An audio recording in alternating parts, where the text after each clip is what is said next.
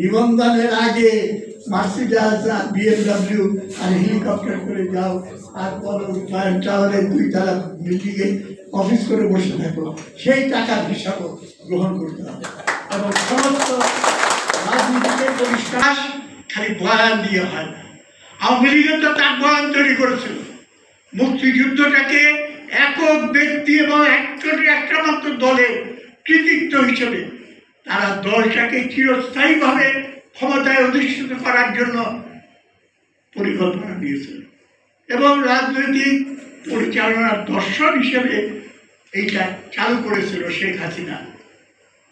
দেশপ্রেম মানে উন্নয়ন, উন্নয়নের জন্য রাজনৈতিক স্থিতিশীলতা, রাজনৈতিক স্থিতিশীলতার জন্য সরকারের ধারাবাহিকতা লাগবে।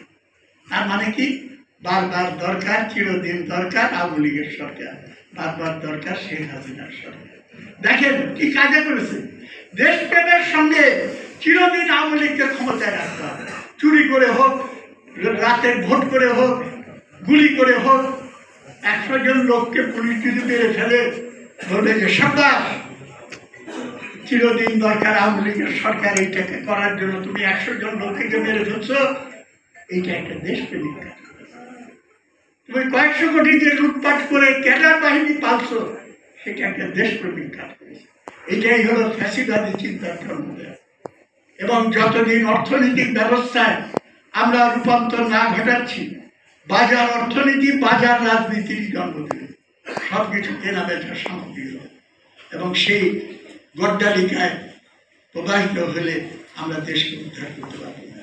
মনে রাখবেন, রোগ সংক্রামক, স্বাস্থ্য সংক্রামক, ওর জন্য আমাদের কাজ খুব কঠিন। আরেকটা জনগণকে বলবেন, আমি অনুরোধ করব, জমি বর্গা দেওয়া যায়, স্বার্থ বর্গা দেওয়া যায়। ওর জন্য কৃষক, শ্রমিক, সব মানুষ তার নিজের অধিকার নিয়ে দাঁড়াবে, না দাঁড়ালে কিচ্ছু হবে না। বলা হয় বৈষম্য বিরোধী গণঅভ্যুত্থান, তো বৈষম্য কোথায়? শ্রমজীবী মানুষ এবং বিত্তবান মানুষ বৈষম্য। যত সংস্কার, 100 কতটা যেন সংস্কারের প্রস্তাব, একটা আছে যেটা নাকি ডাইরেক্টলি শ্রমিক শ্রেণীকে বা কৃষককে উপহার এনে দেয়। জাতীয় নিম্নতম মজুরি 30,000 টাকা করতে হবে। কেন এই অ্যানাউন্সমেন্টটা করতে পারলো না? এইটা কেন? এখন জামাত ইসলাম আওয়াজ তুলেছে পিআর না হলে ইলেকশন করতে হবে। প্রফেশনাল রিপ্রেজেন্টেটিভ তো প্রথম আমরা 2013 সালে না 14 সালে আমরা তুলেছিলাম, কিন্তু এইটাকে কন্ডিশন করতেছি কেন? আরে এত প্রবর্ষণ করো, একটা প্রস্তাব মানো না কেন? ভোটের জামানতের টাকা, যার মান্থলি ইনকাম 1 কোটি তারও যা, যার মান্থলি ইনকাম 20,000 তারও তা। এটা কেন? প্রপোর্শনাল করে দাও অনুপাত।